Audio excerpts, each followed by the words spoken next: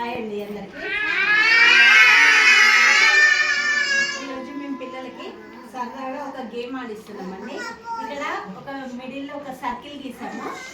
సర్కిల్లో ఇప్పుడు ఇవి చిన్న చిన్న డిస్పోజల్ గ్లాసులు పెట్టాము.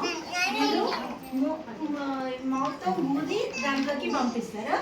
నేను ఇందాక చెప్పాను కదా, అట్లా